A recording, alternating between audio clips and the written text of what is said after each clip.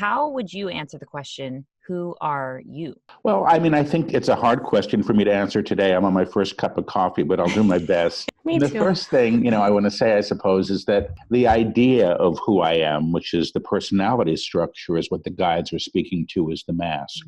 And the idea of who I am is based on a whole lot of stuff, a lot of data, a lot of information, where I was born in the world and when and what generation and what gender and what religious background. I mean, everything that's happened to me, those perpetuate an idea of self or a personality structure. And what these guides that come through me teach is that who we are is beyond the personality self.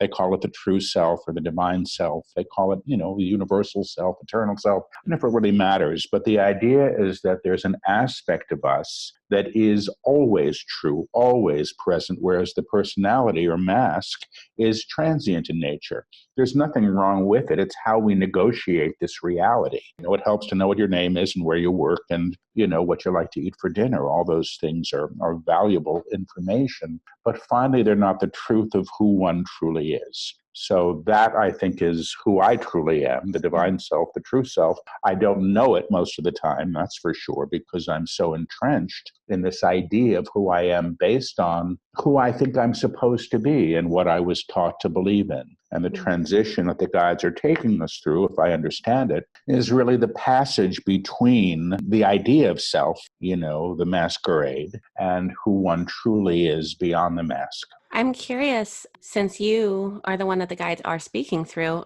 if this makes you feel the message is more in your core, or if it's actually harder to grasp these messages and you kind of, because you're the one that they're coming through, you know? It's a really good question. I mean, I look at myself as the radio for this broadcast. And, I've been known to say, the radio doesn't always get to dance to the music. I'm so busy taking this stuff through. There are now 8 books. The 8th isn't out yet. Thousands and thousands and thousands of pages at this point of lectures that have come through me. And it's all extremely consistent. And I've integrated as much as I believe that I'm able to, and I continue to work with it. I don't feel, and I always have to say this, I'm not a spiritual teacher. I'm not a guru. I have no desire to be any of those things. I'm happy to show up for this work and learn from it along with other people, which seems to be what I get to do. So it's challenging. You see, I have all these books with my name on the cover that I didn't write. And if you can think of that, it's a strange feeling. I imagine it's kind of like what maybe being a surrogate mother might be like. It comes through you, but I didn't write it. I spoke it all with my eyes closed. The transcripts were typed up now by somebody else. The last 3 or 4 books were all done publicly in front of students. Wow. And and there's no editing.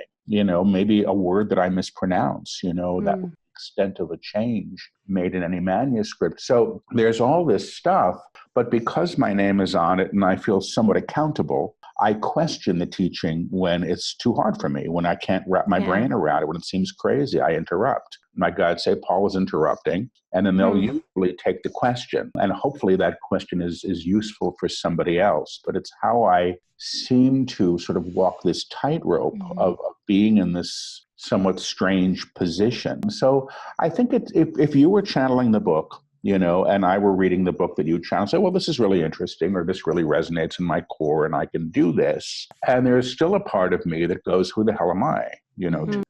I'm not an enlightened being. And I tend to have some qualms with people who show up and announce themselves as enlightened beings. I think people that are truly that far along have no need to announce it. Just being themselves, awareness. So, I'm answering your question in a roundabout way, but in some ways I understand it.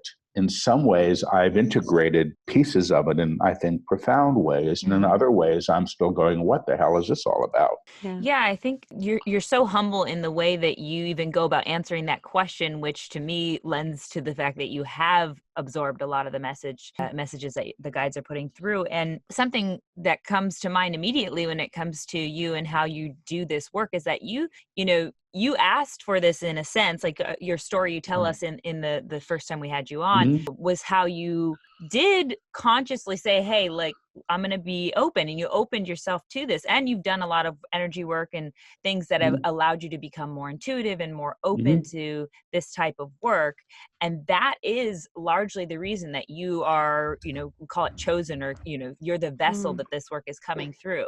So there's something to that, maybe on this earthly human plane, that is to be heralded or whatever. But I mean, the fact that you're so humble about it is, I think, that what you're absorbing. It shows what you're absorbing from the guides. Does that resonate with you? I don't know. I mean, a part of me wishes I could have what feels like the arrogance of knowing, well, I'm the best at this. And I don't know how one does that with this kind of work. Right. And stays in a place of receptivity. When I was a college teacher for a long, long time, and I had done my own creative work, as a writer when I was younger. And I always knew when I taught a good class, and I always knew if I wrote a good play or I did, I knew those things, and I could pat myself on the back some of the time and say, that was really great. And with this work, my awareness is, wow, that felt really good coming through. That felt really clear. I felt really out of the way. That felt really beautiful at this moment. But I mostly forget it about a minute after it's done. It's like if you could imagine the faucet in the water, once the water stops running, I'm just back to being Paul.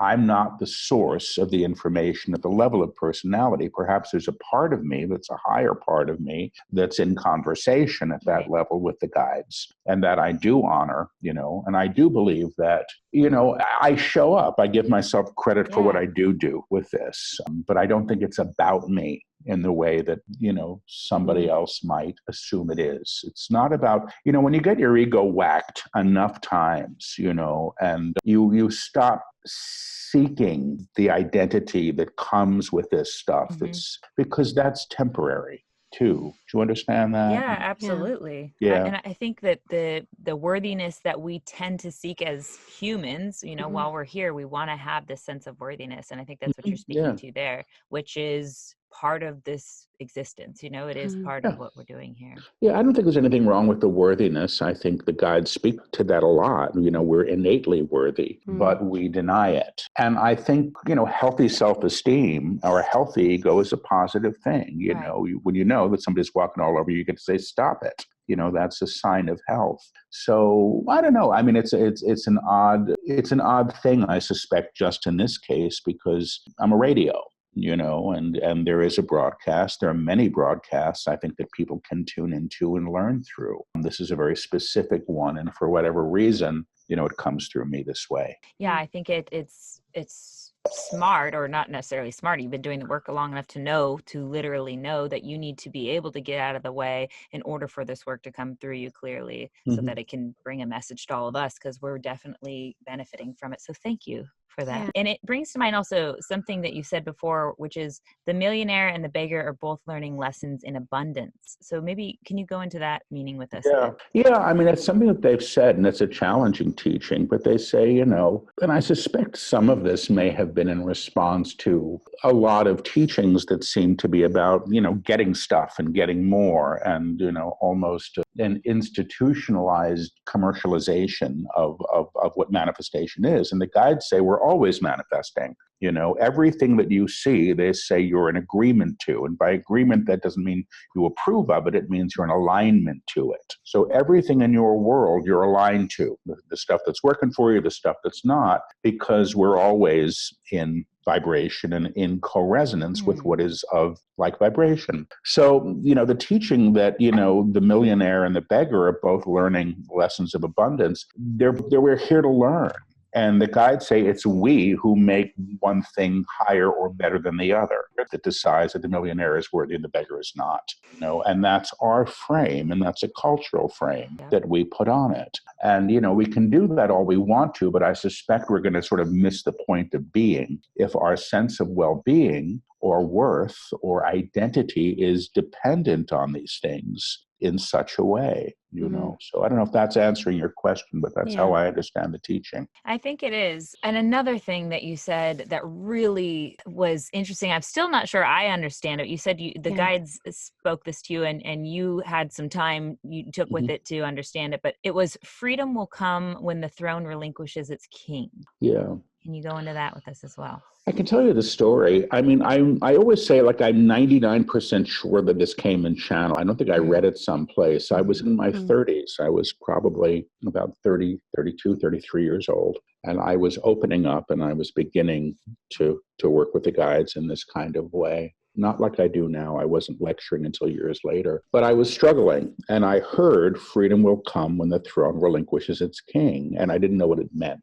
I wrote it on a piece of paper and I stuck it in a book, and it remained there for many years. And I do understand it now. And I think it's the essence of the entire teaching. And the guides say that the small self, which is the personality structure, sits in a small throne and, rules a small kingdom. What he or she thinks should be and demands should be to confirm an idea of self, And they say the true self, which is the divine self, sits in a throne and aligns to what they call the kingdom, which is, they use the word the kingdom in a very specific way. They talk about the kingdom as the realization of the inherent divine, the God, or whatever you want to call God, that is in all things, in all presence. So the true self perceives the truth in what he or she experiences. The small self realizes himself through, I would suspect, the stuff, the ideas of self. So I'm going to actually go to the guides on this one because they're going to say it better than I am. And if I do channel on this, I should just say, I whisper the words and repeat them, and it sounds ridiculous, and that's just how it comes through. We'd like to answer this. They're saying we would like to answer this, the true self, the divine as you, an operation in operations, alignment to all things, is an alignment to all things, of like vibrational accord. What exists in the kingdom, simply is the realization, simply is the realization of the divine that's always been present, of the divine that has always been present, but oft denied, or severed from by the aspect of self, who believes herself to be in separation from source of the small kingdom. So the small kingdom is the small self's idea, of a perpetuated reality, born through an identity that disfigures or dishonors her true identity, the divine as who she is, the divine as who she is. The divine sits in the throne. The divine sits in the throne. You may call it what you wish. The true self, the Christ self, the true self, the Christ itself, and aligns to the inherent divine, that is an expression, in all manifestation, period. And they're saying period. So that's the unpacking. So yeah, I'm hearing that the small self that's related to what our ego wants to hold reign over is not what it's all about. And it's a matter of us figuring out the tools, maybe the techniques, or just the way to be in order to live a different route, which would be accepting and creating a life where we're seeing the beauty in all things, where we're able to. But I think that the challenge for me with this stuff seems to be that you can't sort of do this through force of will. You can do this through alignment, and you do need to operate with choice. We've been gifted with free will. So what aspect of self do I want to, come forward with? I mean, the guides often say, there's a few things they often say. One is the true self knows, the small self thinks. And you can test yourself anytime, the difference between, if you go to a time in your life when you knew something, I knew I was in love, I knew I got the job, I knew the relationship was over. That knowing has a palpable difference than, I think I'm going to have the tuna at the restaurant tonight. I'm going to, go see my friend tomorrow. And the guides have explained this as, when you're in your knowing, there's no question. So when you begin operating from that place of true knowing, you begin to operate without all of the data of who we're supposed to be, which has been accrued, what we should aspire to, what we want to be like, or who we want to be like. All that stuff starts to dissipate because it's not real. They're just a bunch of ideas. Yeah. So, that's part of the transition, I suspect. The guys are teaching more and more about how to maintain a higher alignment, so that we're not sort of being pummeled back and forth, as I often am. Like every time somebody says something obnoxious to me, I'm back down in a low vibration because I have my reaction. And there are simple things that they teach, for example, of how to do this. For example, you can't be the light and hold hold another in darkness. It's a very simple teaching. It's my favorite quote of yours. Yeah, Theirs. it's theirs, but it's really simple. And we live in a world that invites us to judge and to damn. And the guides say, what you damn, who you damn, damns you back. And that's, again, a teaching of vibrational accord. Do you understand? Because the guides teach this thing in the new book. They call it the upper room. And they say it's just another level of vibration. It's the octave, they say, that we're all agreeing to behave here. And the guides often say you can't lift the evil man to the upper room because you have made him evil. And in making him evil, you have aligned to that level of darkness or density. Yes. That's judgment. What causes us to do that, you think? Fear, the belief in separation. I think it's really that simple. It goes back to you can't be the light and hold another in darkness. It's so simple. So if what you bless blesses you in return, what you damn damns you back are the real simple ideas. So to lift the idea of the evil man to the upper room is to let go of the idea of the evil man and realize the inherent divine that still must be present. You see, the guides say, God must be, or whatever you want to call God, I don't think it matters to them, must be in all things or nowhere at all. They say what you put in darkness calls you to that darkness. And all that darkness is, as they say, the denial of the divine.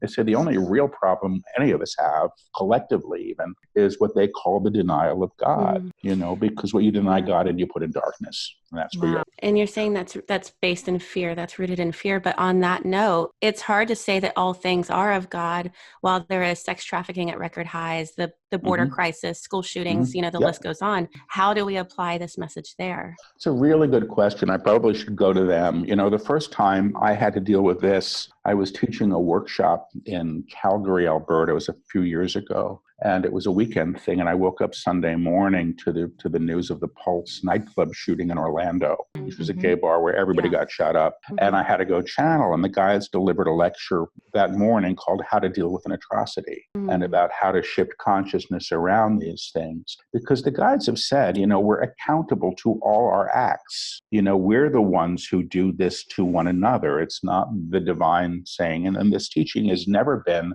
about spiritual bypassing or pretending that something is positive when perhaps it's painful. So let me see how they would suggest we apply this. We would like to answer this. Saying we would like to answer this in a way we would like, and in a way none of you are going to like. The truth of the matter is, the divine must be present in all things. The divine must be present in all things, and you are indeed accountable, and you are indeed accountable to everything you choose, to everything you choose, including all karma, and you will incur what you know of as karma through any choice that you may make as a small self, that you may make as a small self.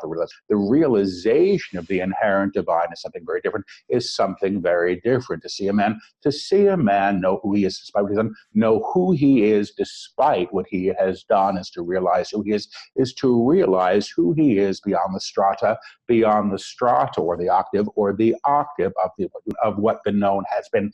That is the process of lifting. That is the process of lifting or rearticulating another or rearticulating another, to know the inherent divine. To know the inherent divine is indeed to realize it, is indeed to realize you make no benefit. You make no benefit when you damn another, when you damn another, when you give darkness to, what you give darkness to, in fact, feeds the darkness, in fact, feeds the darkness that is ever present, at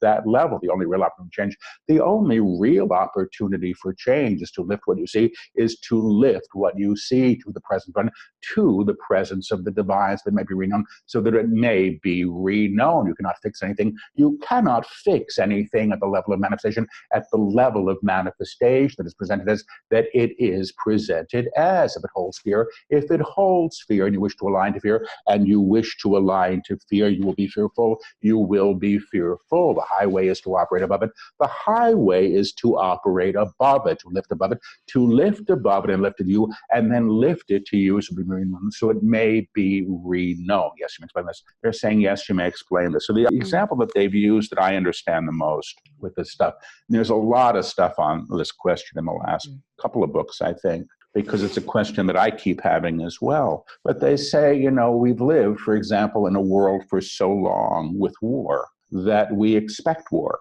That's all we know. We can't imagine being on a planet without war because it's always been here. So the only real answer here is to lift to the level of consciousness where war is no longer an option. But we can't do that at the level we're currently operating from. You see, that's the whole idea of rearticulation. You lift to that level and the transformation can occur because you're no longer perpetuating it. The idea of fighting something, in some ways, the guides say, is actually reinforcing the thing you don't want. The idea of going above it, and going above it means in consciousness for the realization the divine must be present so that it can be changed. So it's not about pretending things aren't happening that we find horrible. It's about going above it and lifting it to a place of transformation. And that's metaphysics, or what they call alchemy. And that's my understanding. You know, it's a funny one for me. You know, my father was a German Jew who, you know, made it through the Holocaust. He was a survivor, was sent away. And I have a whole family lineage of sort of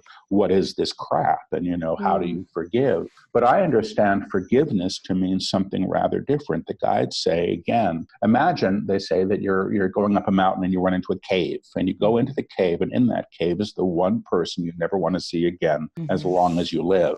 And your job then is to invite that person out, to escort them out into the light. As they say, you're the one that put them in that darkness. They've called you to the darkness that you put them in. So the idea of liberation here is releasing yourself from the darkness or the attachment you put another in, which is the only way things really change.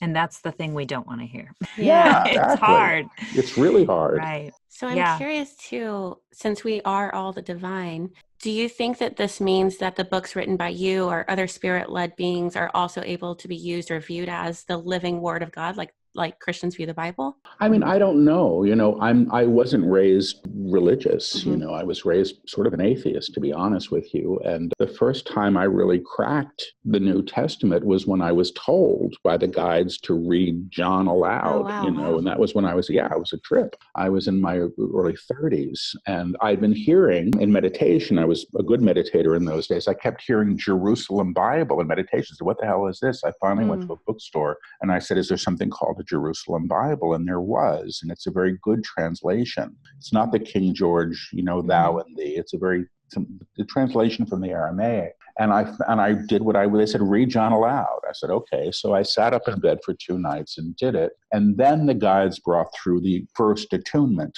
that they call the word, the attunement to the word. And they call the word the energy of the creator in action. And years later, they delivered their first book about that, which was the book called I Am the Word, which was channeled in 2009. So I can't put this in a canon along with, it's a spiritual text, it's a channeled text, it's a delivered text. And I think that there have been many in many cultures throughout time. Do I think that everything that claims to be channel is of a high vibrational accord? Not necessarily. There's lots of stations you can play on a radio, and I tend to be very cautious myself when people are teaching fear and separation, because that tends to be low-level stuff, and I don't know how that heals anybody. So, but that's a station some folks are playing, and I'm not going to invalidate it. It's just not what my guides teach. And I'm in this weird position where I don't even read anybody's stuff. I read half a step book when I was probably your age, and, in between, bar jaunts, thought it was really interesting, and I never finished it. But I don't read other work that's channeled because I keep this whole thing pure. Right.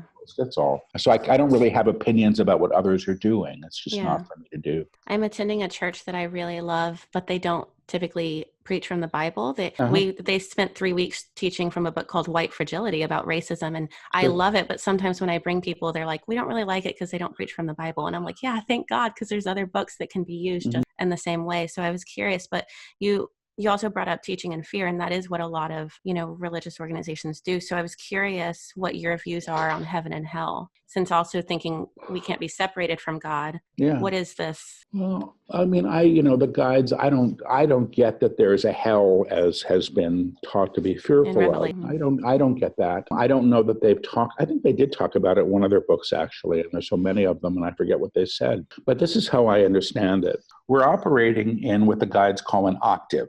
right? They don't talk about dimensions. They talk about octaves in music. And they say within an octave, there are high and low notes, which is high vibration and low vibration. And what they're doing with us is lifting us to what they call the upper room, which is the next level of vibration, or the octave above the one we're used to operating in, which they say is where realization occurs. You know, it doesn't really happen at the level that we become so accustomed to. We actually have to lift beyond it. And then what ends up happening is we're able to lift what we encounter to that level of vibration, because you become in some ways a doorway or, you know, a portal to the higher. Once your vibration is up here, because you're always in co-resonance, you end up lifting what you encountered to you. So the idea of hell, for me, truthfully, is the denial of the divine. It has nothing to do with religion at all. I think you can frankly have, I've known atheists that are far more healthy and have a more profound spiritual life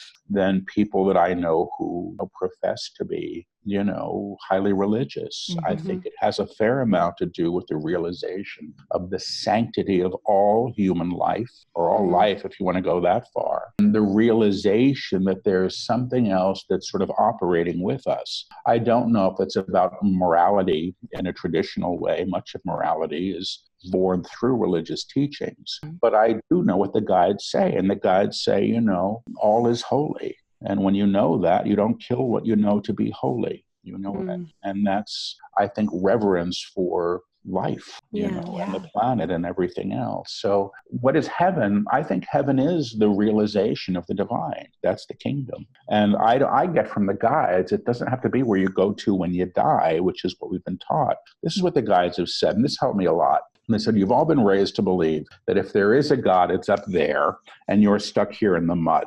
And they say, well, God is the mud, and it's also your bone marrow, and, you know, the freckle on your back, and, you know, the child crying down the hall, and what you see out the window. It must be present in all things, or it can be nowhere at all. You don't get to what's God. And so the realization of manifestation, that's what claims the lifting, because when you're not denying the divine, you're not perpetuating violence, you're not perpetuating hatred, you're not allying to fear. The guides say the action of fear is to claim more fear. They say, look at every choice you've made in your whole life and see what it got you. Probably it's more fear. And we're taught to fear. We're taught to be fearful of people. And we're taught to, you know, damn and punish. Truthfully, the guides say, you know, we still have a town square that we hang people in. We just do it in different ways now. That's so true.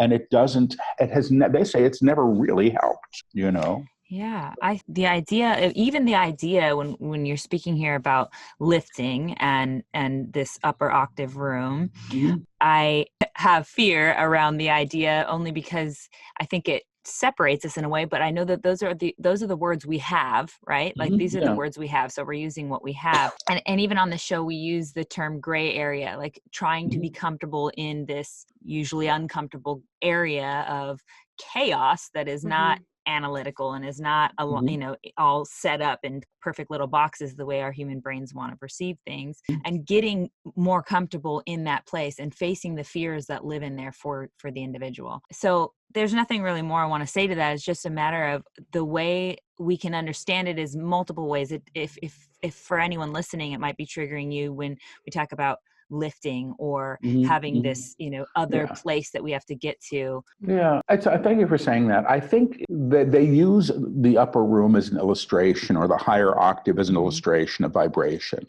I don't think it's a place we land at. I think it's a place we align to. And alignment is nothing more than vibrational accord. Do you understand? Yeah. So when I'm in high vibration and in a high awareness, I'm not operating in fear. And if I'm still being triggered, which I often am by my stuff, and I'm moving into fear, I have that experience. The guides say we can learn through everything. And fear is just not the best teacher we can have. I'd say, you know, if we all want to, as a civilization, we can blow ourselves up for good and learn through that. And they say there's no judgment if we choose that. I don't get that we're going to choose that, but we can. We do have choice. And the guides say, you know, you've created bombs to keep yourself safe, which is the craziest thing to keep anybody safe. And so they're meant to go off. So again, it's about a big shift in consciousness where we stop aligning to that. Do you think that psychedelics are a way to access this upper room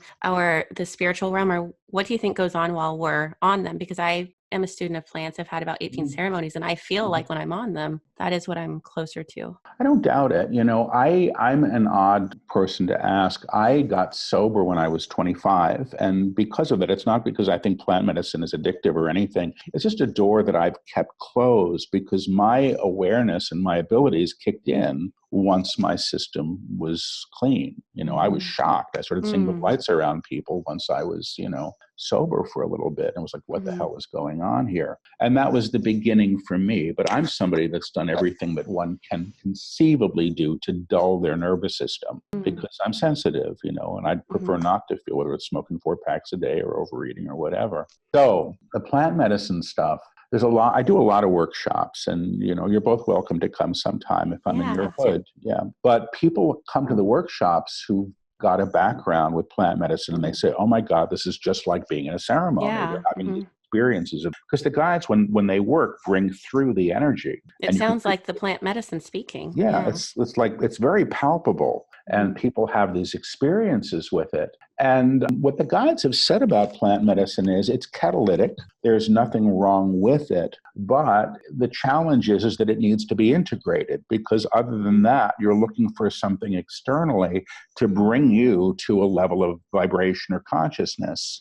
And if you're looking then just for the affect of that and you're not integrating what is learned there, then it becomes problematic for some. It's just, that's all. I relate to that a lot because I see chakras and animal allies and, auras. And if I have smoked weed that week, or if I've had alcohol at all, I don't drink much, but if I have a glass of wine, my visions are very blurry. But I notice when I do the more I do plant medicine, the more they're turned on. But this last ceremony, my 18th one, the medicine said that I won't be back for a while. And this was something I was almost I feel like I almost developed a codependence on the medicine for growth. And she said, you're not going to be back for a while. Your new ceremony is to let love be a healing force for you. And I've stepped into a healthy relationship for the first time in my life, and it has been the most healing thing. Last year when you were on, you channeled my last partner, and it was a very, very strong channeling. And it was a very unhealthy relationship. So now I'm not dealing with trauma in a relationship, and my relationship now is being very healing. So that was a really cool message to receive. But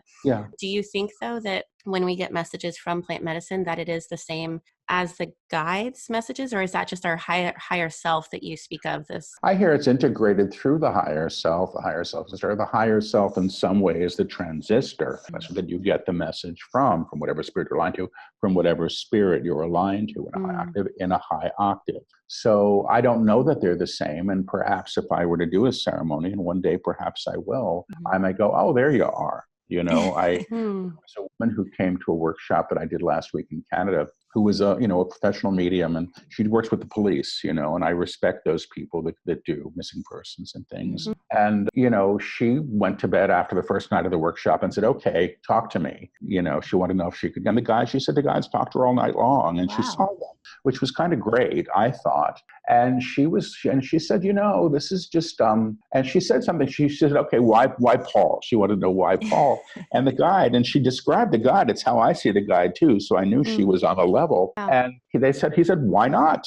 Why not? And why not anybody? And the idea, I suspect, is that, it's a radio station. So if I were to find in plant medicine that there they are, and this is what we've all been hearing, I'd say, great. Personally, I think that would be quite wonderful. So I know it benefits many, many people. And I meet people on occasion, because when I read for people psychically, I tune into the station that's them, their radio station. And some people I tune into, and I'm like, whoa, it's like, whoa, everything's cosmic, but they're not in their body. They're not present. And it's like, I don't want to have a job anymore. I'm living in my parents' basement again. It's all, I go, well, maybe you need to integrate and then be in your life in this higher way.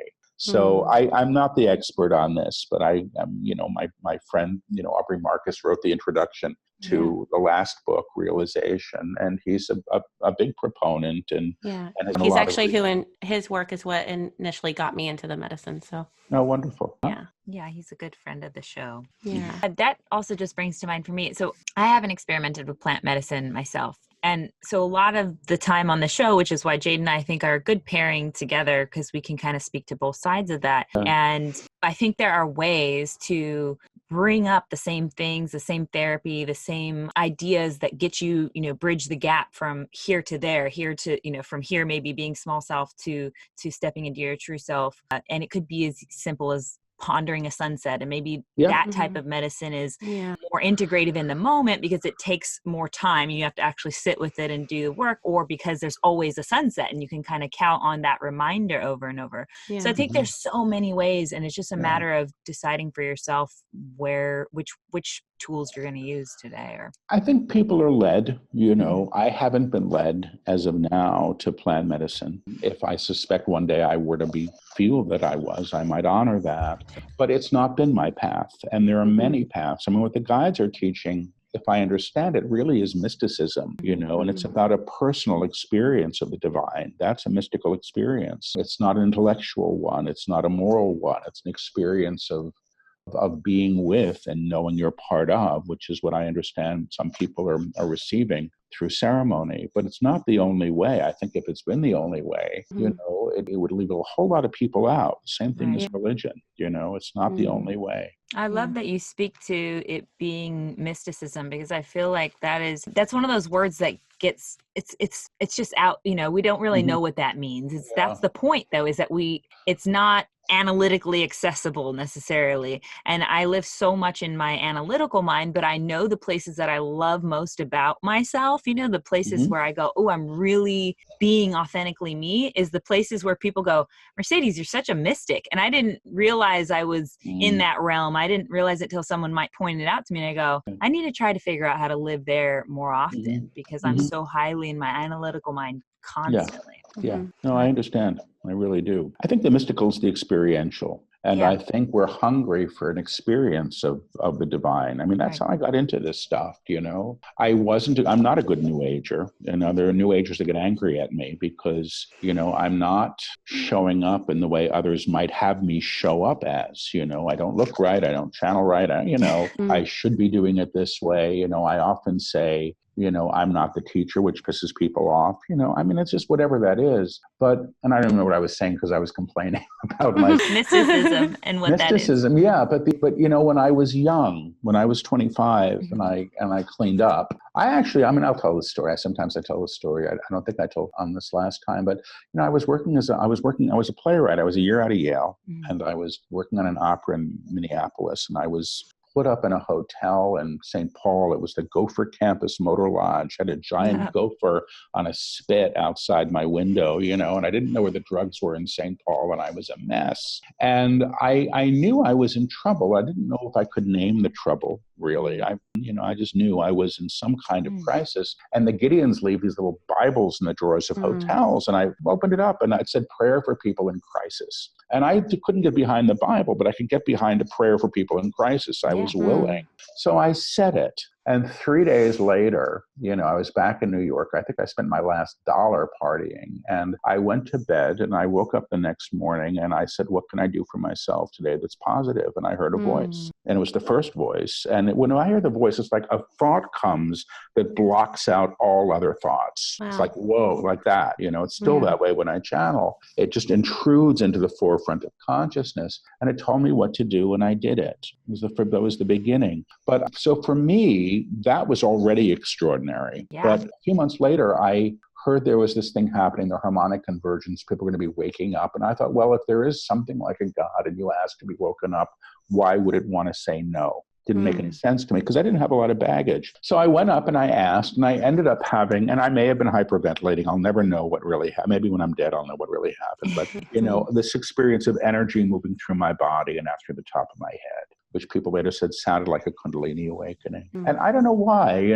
but for me, that was experiential. And I was enough of a skeptic, and I still can be, and I honor skepticism. I think, to disavow something without investigation is stupid. But I think, I look at some stuff and I go, well, whatever, I know it's not for me. I try not to judge. But I needed an experience that was my own, that had some validity to it, that wasn't about somebody waving a crystal over my head or telling me, you've been forgiven, son, or any of that stuff. I needed something that was personal to me. And when the guides work and they bring their energy through, they're giving that for other people. And the good news about that is then they don't have to defer to me because I don't want it. I got enough of my own headaches, but they've had their own experience. And that is a form of mysticism. I think it is sort of your own experience of whatever you want to call God or source or the universe. And I think there are different ways to access it, but I think it's quite important. Yeah. And my intellect gets in the way too, because I want to know intellectually. Yeah. Right. And, and then sometimes that happens, sometimes it doesn't. Yeah.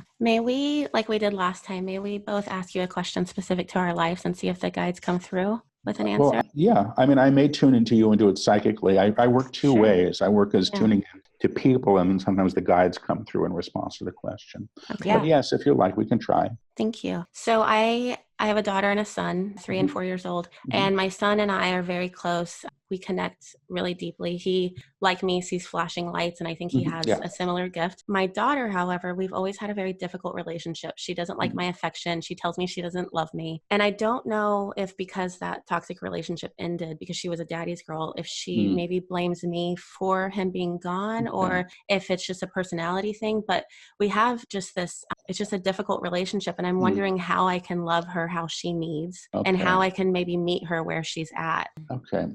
I'm going to tune into you first. I'm going to ask your daughter's name once I'm into you. If that's all right. Okay. Yes. So I'm going to get you first. So this is anxiety around this. Yeah. And you're watching.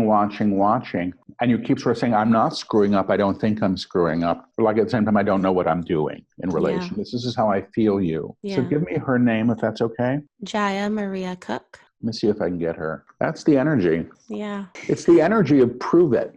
And it's a little bit of I don't trust you. I think there is some anger here. And I do think you nailed it. I hear I'm assuming that means father loved me more than you. And it's almost a feeling of you made him go away. Let me see what shifts here. Okay. Is her father in the picture? Yes. Because I actually think that he's part of how this shifts, interestingly enough. Very little in the picture. But I don't know if maybe something's been said to her. I don't know. Let me go. I don't know that that's the issue. I actually suspect that he may be part of the solution, which is interesting to me. Exactly right. Because the division is there. And when somebody's sort of in the middle of two parents, when I get this a lot, I usually say like the tennis match, you don't know what side to go on. Let's see what's going to heal this, because that's really what's important. Yeah. Just her first name, please. Jaya. Let me just go to her and see what'll fix this. In a funny way, the kid wants to be told that she's the best thing ever. I'm the best thing ever. I also feel, and I'm not a parent, certainly, but it's almost like she wants to be told that she's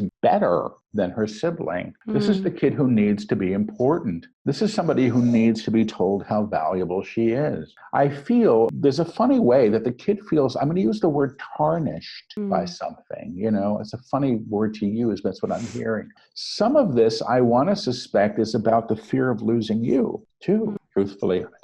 And a little of it is about unattaching so that she doesn't feel hurt. Understand that? And it's like almost like if I have to really trust you and love and be loved by you, I could lose you too, and that feels frightening. Let me go to you and ask you at a high level. I mean, you're saying you need to give both the kids equal attention, but she needs to be praised more. And she needs to be sought out. And I almost want to say sought out. They're using the word special endeavors, which means take her with you. Just bring her with you for special things. She gets it. This is a smart kid. That's part of the problem. She's so smart. Very smart. So she's interpreted a lot. She's a second child, so she didn't have the undivided attention that the first child had before she was around. But the plant medicine recently told me to have like girls' days with her. And I've tried multiple times and she says, I don't want to. And I'm not going to force her. So that's kind of what I was getting with special endeavors. That's exactly what I was getting, was take her with you. And I do get it's a wise idea. I think if you take her anyway, she may like it. You know what I mean? When you say the father is a part of the solution, you mean... Let me ask, are you comfortable saying his name? Is that okay? Scott Cook. Let me go to him. He's like backing off. There's a little, I can't get involved, and I get a little spooked. I feel a little spooked about this for some reason. He scoops the kid up and does his thing, but this isn't real attention right now. You know what I mean? It's just, there's the kid. So let me see how he's part of the solution. In a weird way, I almost wish he could verify you for her. You know what I mean? Verify your worth. It's almost like you got a good mother, and she does. It's never been said. Yeah, but that's almost what I feel is palpably. My new partner says that all the time, and he's a healthy masculine in front of her. Yeah. There's no yelling. There's a lot of love, and I'm hoping that heals her. And I'm hoping him saying that stuff in front of her. I'm going to ask if she outgrows this. Yes. I mean, I get, yes, it's tempered. It's tempered. She needs you more than she says. The kid needs you more than she says. That's all. And so you might need to be allowed to be where she is and come to you when she needs you, when she needs you. The trust is reborn. The trust is reborn through merit. I hear through merit. These are the guides now, through merit. What works, what has been successful. So in some ways, the more successful encounters you have, the trust gets rebuilt through that. But some of that is about her coming to you. Exactly. Right. Okay. All right. Okay. Thank you. You're welcome. Mercedes? Yes. Sorry, that makes me tearful. It makes me think of my own childhood for some reason, the separation and wanting your parent to be there so fervently that they literally say, no, we're going to be together. I'm choosing you. I'm choosing you. That was my big dilemma there, which we spoke through last time, Paul. Thank you. But the question I have for you today is that I'm struggling, I feel, with my attachment to people and maybe even to the idea of love specifically. And I often feel like I'm not being loved by my husband as deeply as I love him. So it's like an ego thing. It's an attachment thing. And even though when I dissect this idea, it's really more about the way I want to be shown love, I think, rather than him not loving me. And so I'm wondering if there's any way I can begin to grasp more balance here. Okay, I'm going to tune into you first, and I may ask for your husband's name, if that's okay. Well, you actually come through. Say the question again. What just phrases as a simple question? Is there a way I can begin to grasp more balance when it comes to my attachment to people and love? There's a part of you that comes through saying everything's got to be what I say it is. And this is a way that you keep yourself safe. It's determined and functional. There's a part of you that may want your husband to be someone he's not going to be, truthfully. It's not who he is. And I hear love him anyway. Can I have his name? Chris Chavone. That's him. He's like, I'm here, a little goofy, big, open, really open guy. I actually want to say his heart's really open. But it's like, I'm alive is his energy. Wow, like, I'm alive. Like the energy of this guy is it's good to be alive here. I'm happy to be here. And with you, it's like, come on already. I almost want to say, let's be joyful. And some of this is like, let's have sex. Let's that big positive stuff. It's funny because he does come through quite happy to be, and you come through much more procedural in terms of how you operate, a little bit more of a narrow path, narrow bandwidth where you can sort of keep everything sort of under control or tightly seen. So is the question of how do I love more, or do I get overly attached to people? What's the question? Yeah. Why am I struggling with the feeling that I need to be loved in a certain way instead of just accepting the love? It's about being in control. It's what I got the first time. And it's about being safe. And you see, the certain way for you is a little bit about a compartmentalization of what things should be. It should be this way. It should look like this. If it looks like this, it's okay. I can manage this. The other stuff, I actually back away from a bit because it feels a little messy to me, uncontrollable. What does that mean? I'm going to tune into you and see what you want to tell me. There's a fair sense of you needing to be who you want to be. And anything that doesn't confirm that feels like it has to be managed or excluded a little bit. And I feel that some of what this guy comes with, which is this expansiveness, makes you contract a bit, and move back into, it's a little like somebody says, wow, look at all the food I brought home. It's a banquet. And you said, I'm having a salad. That's what I'm going to have. I'm going to have a salad. That's overwhelming. It's too much. I can't manage that. Let the man be who he is. Love him anyway. Love him anyway. See, and I got to say, let love be messy, wonderfully messy. It's not supposed to be anything other. I also hear love may not always look like love, but may reflect all things good, but may reflect all things good. Even frustration in a love relationship can be a demonstration. It can be a demonstration of love because you want the other, because you want well for the other. You don't know how to give to them, and you don't know how to give to them what they need. Bless him as he is. I hear bless him as he is, bless you as you are, bless you as you are, and enjoy what you've created, and enjoy what you've created. Well, I hear you're learning from it well, period. So I don't know if any of that made sense, but they're saying you're learning from it well. And the guys say, we're here to learn. That's all that. That's all this really is. It's what I'm doing. I'm learning a whole lot in this, in all my relationships. I feel maybe that's part of this question is that I've used my relationships so much in my ability to learn that it maybe is more about needing to release some of that and just be in it, I get that. I mean, it's about letting go of the control and allowing it to be what it is, and enjoy it. He feels like a good guy when I tune into him. Yeah, he is. Yeah. Oh, okay. Yes. Wait, I do want to ask you one more thing, Paul, about the podcast, about our ventures here, because just of late we've been having it feels like turbulence around getting people involved, employing people to really show up, trying to get them to show up for the work that is helping us put this out into the world. And it feels like we can't all do it all ourselves, but it feels like we need to at this point. Well, and my concern is you may not be being taken seriously. Yes. By some of the people that you bring in. Yes. And that's going to be a challenge until they're there and they get it. I mean, the truth of the matter is you're grown-ups and you're businesswomen and you know what you're doing. I mean, that's the fact. When I tune into this, the concern is I feel you're getting people that sort of say, well, it doesn't really matter, does it? The energy of it doesn't really matter if I'm on time. It doesn't really matter if I give you what you asked for when I said it would. Right. It's like a little casual. I hear be directive up front. And what does that mean? It just means your ideas of what's needed, what's really needed, and a sense of order is present. What doesn't work with this situation for me is come on in, you'll find your way. We're a family. I feel that can come when somebody understands what their role is in the situation, but it's not the best doorway to enter into, which feels casual. Everything feels it's about like a little bit about construction and some formality. And that's just foundational to how things run and operate. I really don't get that it's personal. You may be looking a little bit about somebody else's ideas of who you are, what this is, and moving into that energy instead of what you're really presenting. This is a lot of weight for me, but I was wondering if on to add on to that, if this holds any weight for you or the guides. Everyone we've employed have been men, and I wonder if Jade and my relationship to men generally are growing up, whatever our childhood wounds and traumas through men reflect in those relationships with the employees as well.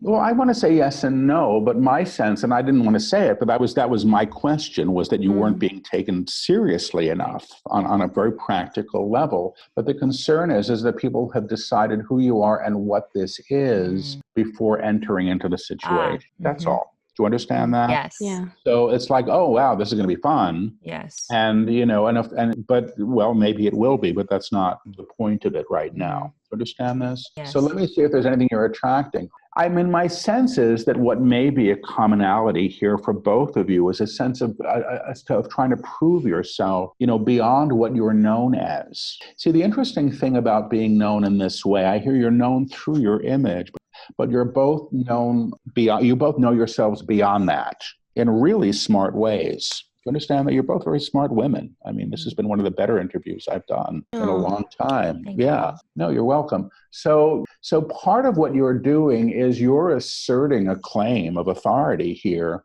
that's necessary. And I want to suggest in the face of other ways of being valued. Do you understand? Yeah. Other ways, So, and I hear, and this is good news, productive for you. So what you're doing here is actually productive because it's promoting growth. Whenever I hear the word productive when I read, it usually means it's not very comfortable. You know what I mean? But it's really good. This is just about you coming into your own. And as, frankly, directors, and that's what it feels like, directors of your work, what you want, how you want to be, and how you really want and need to be addressed as. So this is all very positive. Okay? I've seen Mercedes as a director in a past life of hers, so that's an interesting word to come through. Before we move on to our closing questions, they're real quick. I was curious if you had anything to add on to the plant medicine saying that love, my new relationship, is going to be my new ceremony, because I do fear betrayal so much. Is there something maybe that I need to? It's funny because I never comment on what other people's guides say. And in this case, that's what your guides are telling you through plant medicine. That's your message, and that needs to be held in that space. Can I have your partner's name? Is that okay? Tom Holcomb. He comes through thoughtful, actually, dutiful, and a little careful with you. It's the energy of somebody saying, I'm doing this right, doing this right. I mean, this is the guy that's like remembers to bring home the milk when you say, remember to bring the milk. You know what I mean? And so that's coming And not I've never without, been cared for that way. So. Yeah, but this isn't coming without effort or thoughtfulness on his part. It does come from an awareness of who he sees you as and what he believes you need. And I suspect he gets that you need dependability. That's important. And I feel that this guy's doing what he can to support this, and this is loving you. So this is part of how he loves you. And being loving, I hear this is loving you is about being there for you in the ways that he can. That's it. So let me go to you to this. You're still going, am I allowed to have this? And is it going to blow up on me? And you don't want that to happen. I don't see that happening right now. I don't see any need for it. You've been known a little bit through what you can give to others. And I think this is a bit of a switch for you to understand. And the idea of, I'm allowed to receive. I mean, for me, that's a big one. It's a mantra for me. I'm allowed. It's okay. It's okay to be loved. All those things. I'm worthy. I am worthy. Yeah. Thank you. We do have a question from the Magic Mob real quick. Yeah.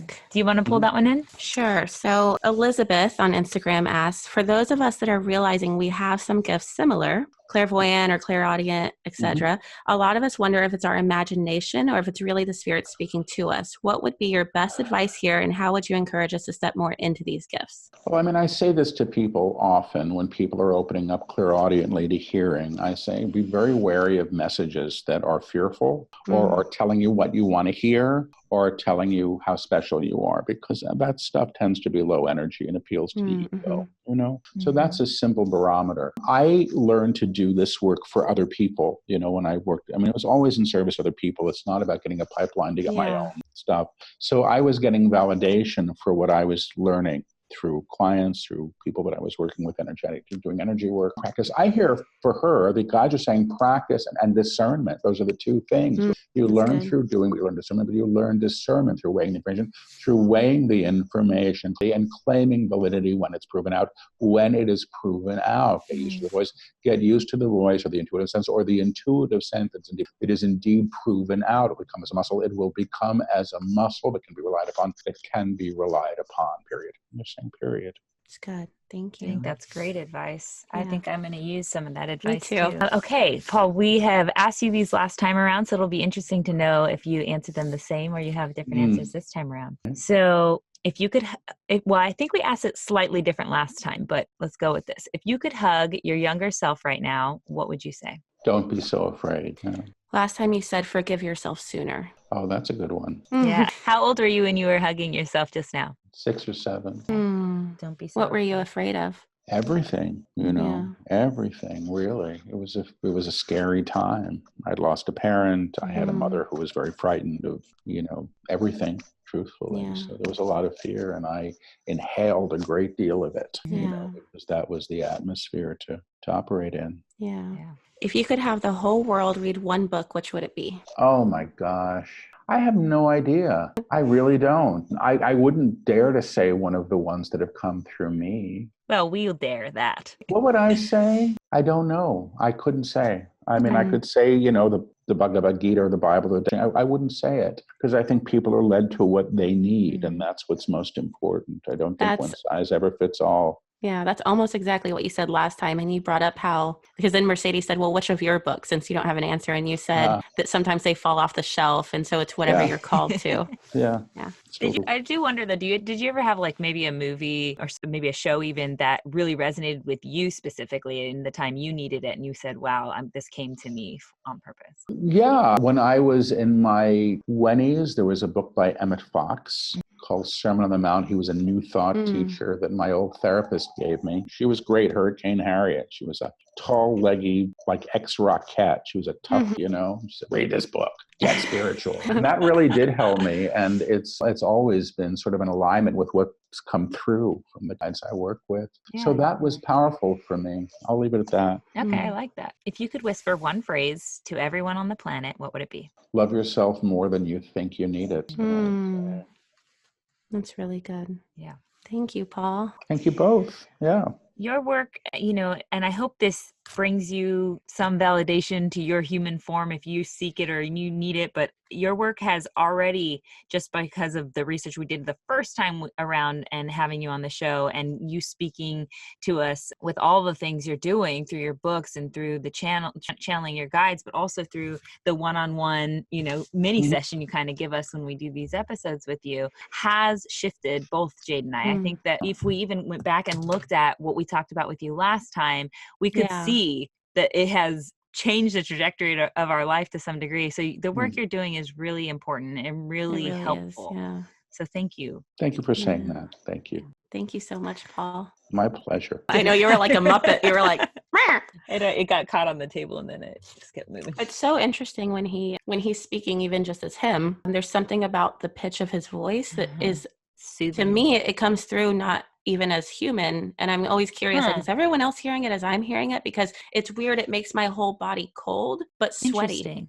Interesting. So I have sweat dripping down my arms, but I'm freezing. Yeah. And I don't normally have that effect. People don't always have that effect on me. And it's when he's speaking. It's the weirdest. That is interesting. I don't know. Effect. I'm cold because it's freaking cold here today. It's weird. It's so cold. And my AC I have off because my heat. Yeah. Okay. So what do you have for magic? Yeah, I was going to say, did we want to... I was trying to do that without anyone having to edit. So I was trying to go straight through. Sorry.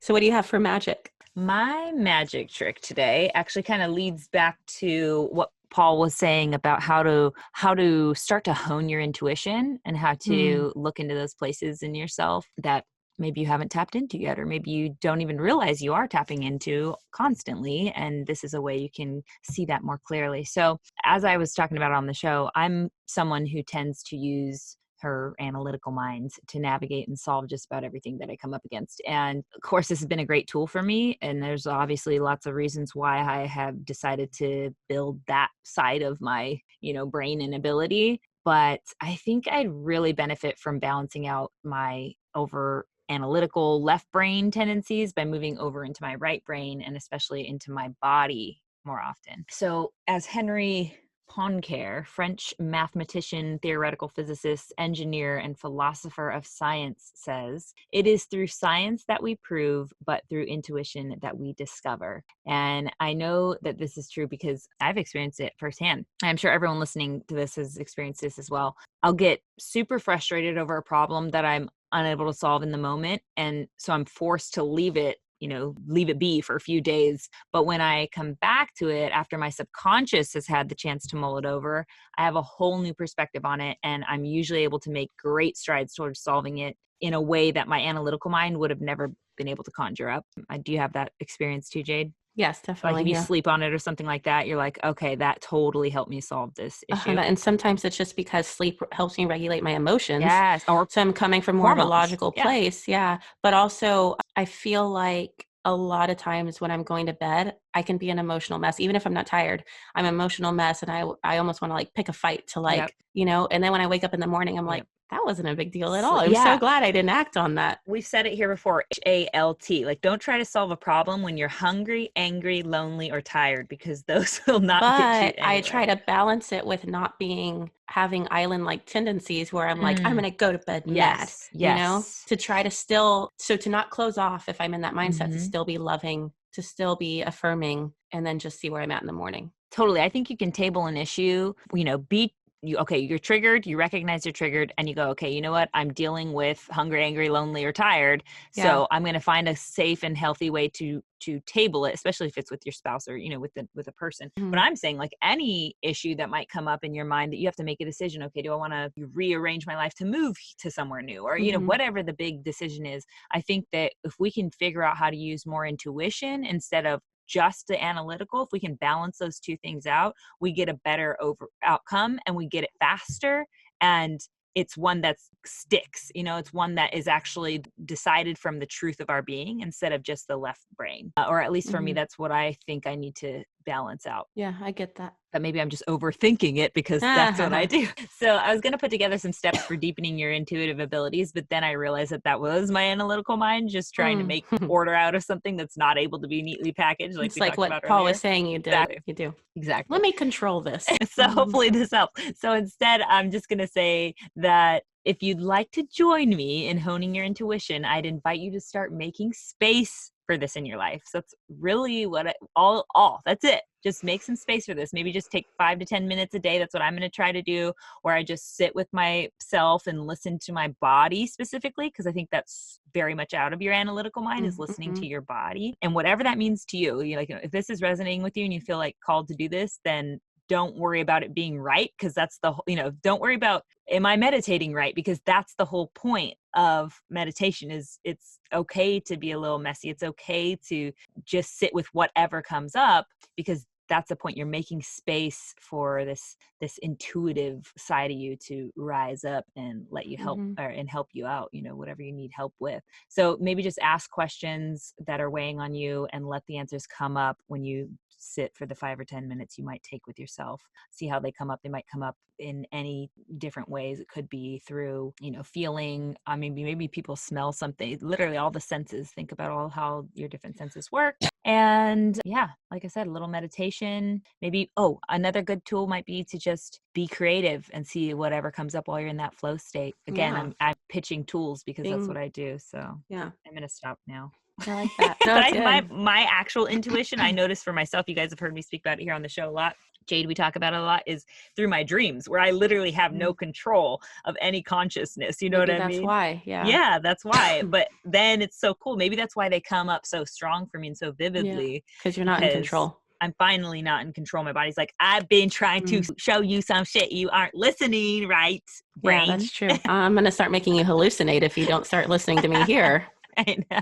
That's good. I like that. My magic trick is a lot simpler, but it's just to go see one of the films about Mr. Rogers. Oh, I know that seems odd, but there's the documentary, Won't You Be My Neighbor? Then there's the one that Tom Hanks was in, that's It's a Beautiful Day in the Neighborhood. And then there's another one on Netflix that's just like a documentary about his life. But they're all so powerful because they have, to me, a similar effect on me that Tom Shadyac and Paul Selig does. And it's just the fact that whatever they're doing at that moment seems to be the most important thing to them because they're so present. Yeah. Excuse me, I have such a bad cold. And so I'm going to have to edit these coughs out for a second. So the unique thing about these 3 people and so many other, like Bill Murray is kind of like it, but a bit more of a potty mouth. But the thing about Mr. Rogers is that, like, I notice when he's speaking to people of all ages, no matter how old the adult is, he's speaking to their inner child, and he doesn't see anyone as wounded. And he's just so present, and he sees everyone through this special childlike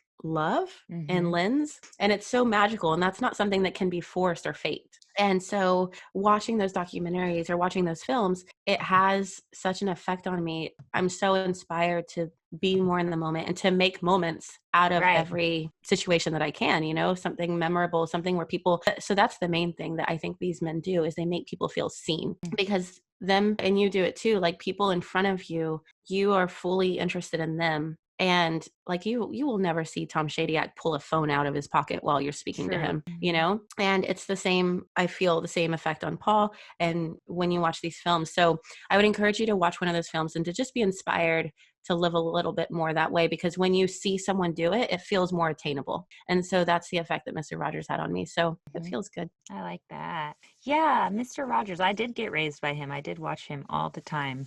Yeah. So he's got some magic in there, even for little kids that aren't, maybe necessarily consciously, whatever that word means in this situation, realizing what they're soaking up. And it's so beautiful that he's teaching them to handle their emotions. Totally regulate. That a lot of people tell them they shouldn't be feeling. Yeah. And he talks about war. He talks about stuff that would be considered dark. And he's like, yeah, of course I do. Like, of course that, we still share this stuff with children. They need to know that they can be okay, that adults don't always know the answers. This And is when we need to learn it, when we're kids. yeah, exactly. So I wish that they still ran his program, but there is Daniel the Tiger. So Daniel the Tiger, got to look at that one. yeah, it's his tiger from the show. So if you're a parent, it's really good. It teaches about emotions. So Cute. I like that they have a spin-off. All right, yeah, cool. All right, fam. Well, yeah, they're one of their songs, and I have Yeah. I have a cough, so it's something like, if you're feeling mad and you want a war, take a deep breath and count to 4. Oh Just my like God. stuff I like love that, it. Yeah. Yeah, I don't know if I talked about it on this show before or not, but there was some show I was watching, or maybe it was like 60 Minutes or something.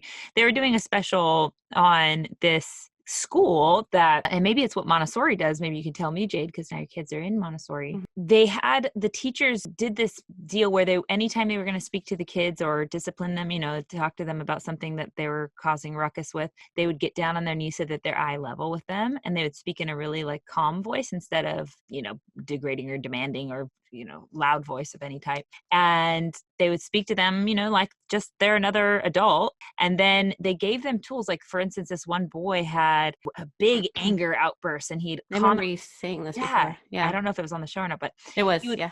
Okay, well, he would commonly have these outbursts, and this show, he had just had one on this other little kid. He'd stolen something from him, one of his toys. They were both crying, and they were so angry. And so the teacher, had a little conversation with him, and they asked, like, where in your body where are you feeling your anger? And he pointed to his stomach, and the other little boy that he was being angry at pointed to his heart and said, I feel hurt, sad in my heart. And so anyway, it was like a nice way for these two kids to kind of understand what's going on in the other person's body and how they're causing these feelings to happen in another human. And then he was more able to communicate with the other kid and say, I didn't mean to hurt your heart. And that's something that's like stuff that Mr. Rogers would do with these kids. But something that I do is I'll say, we'll take 3 deep breaths, count to 10. And then I'll say, like, I'm feeling, and then they're like to continue the sentence, but sometimes they don't want to. And I try to make them. And I noticed Mr. Rogers says, like, someone in the show didn't want to talk, and he said, you don't want to talk right now, and that's okay. And so that was really good. And then he has a song that says,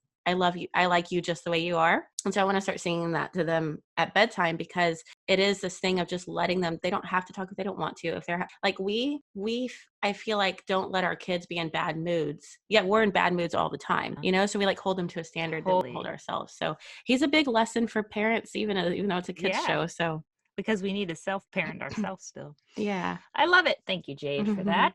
And thank you for singing a song. We always like when you do that on the show. All right, fam, before we sign off, we want to remind you of the little giveaway we've got going on for our Magic Mob. Basically, all you have to do is leave us a rating and review on your podcast app. You can do it right now while you're still listening to the show. And once you've written your review, just snapshot it, post it on your Instagram, and tag our Instagram, which is at the Magic Hour, spelled MAJIC, so that we'll see it.